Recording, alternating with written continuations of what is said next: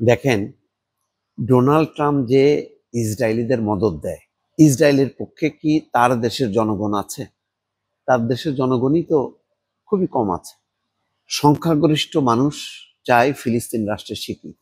এই ফিলিস্তিন রাষ্ট্রের স্বীকৃতি ডোনাল্ড ট্রাম্প, জো বাইডেন কেউ দেয়নি, এবং যতবার জাতিসংঘে এই প্রস্তাব ওঠে ততবার তারা ভেটো দেয় এবং মদদ দেয়। এখনো পর্যন্ত যুদ্ধবিরতি চুক্তি কার্যকর হবার পরও হামলা চালায় যাচ্ছে নির্বিচারে। কারণ ইসরায়েল মনে করে তার পেছনে ট্রাম্প আছে, আমেরিকা আছে। কিন্তু সেই আমেরিকার জনগণ কোথায়? আমেরিকার জনগণ বলতেছে যে না, এই সংকটের সমাধান হচ্ছে ফিলিস্তিন রাষ্ট্রের স্বীকৃতি।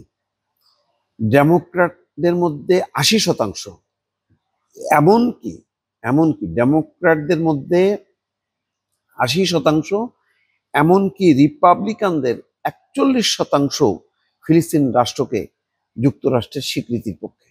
চিন্তা করছেন, ডেমোক্র্যাট তো ব্যাপক অংশ, তার 80%, আর এই রিপাবলিকানদের মধ্যেও 41%, প্রায় 50 ভাগের কাছাকাছি। দেখেন, তারা চায় ফিলিস্তিন রাষ্ট্রের স্বীকৃতি। এই জরিপটা কারা করছে? এই জরিপটা করছে বার্তা সংস্থা রয়টার্স এবং জরিপ সংস্থা ইপসস। তারা মিলে এই জরিপ করছে যে ফিলিস্তিন রাষ্ট্রকে যুক্তরাষ্ট্রের স্বীকৃতি দেওয়া উচিত বলে বেশিরভাগ মার্কিনই মনে করে।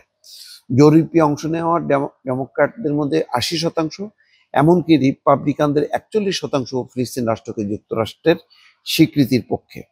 প্রেসিডেন্ট ডোনাল্ড ট্রাম্প ফিলিস্তিন রাষ্ট্রের স্বীকৃতি নিয়ে যা ভাবছেন, জনমত যে তার উল্টো জরিপের ফলে তাই দেখা যাচ্ছে। 6 দিন ব্যাপী চলা এই জরিপ সোমবার শেষ হয়েছে বলে রয়টার্সের প্রতিবেদনে জানানো হয়েছে। এই জরিপে অংশ নেওয়া 4,385 জনের মধ্যে 59% ফিলিস্তিন রাষ্ট্রকে যুক্তরাষ্ট্রের স্বীকৃতির পক্ষে, 33% বিপক্ষে। বাকিরা হয় অনিশ্চিত কিংবা উত্তর দিতে রাজি হননি। রিপাবলিকানদের মধ্যে 53% স্বীকৃতির বিপক্ষে থাকলেও স্বীকৃতি দিতে চায় 41%। সাম্প্রতিক সপ্তাহগুলোতে যুক্তরাষ্ট্রের ঘনিষ্ঠ মিত্র যুক্তরাজ্য, কানাডা, ফ্রান্স এবং অস্ট্রেলিয়া সহ অনেক দেশই ফিলিস্তিনকে রাষ্ট্র হিসেবে স্বীকৃতি দিয়েছে।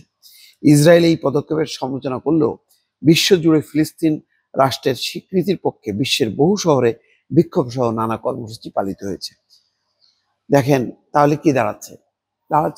হলো যে এই শাসকরা, আমেরিকান শাসকদের অদ্ভুত ব্যাপার কি, জো বাইডেন কি ডোনাল্ড ট্রাম্প, তারা একটা মানে ওপেন লাইসেন্স দিয়ে রাখছে যে তোমরা মারো, এবং প্রতিদিন গাজায় মৃত্যু ঘটতেছে।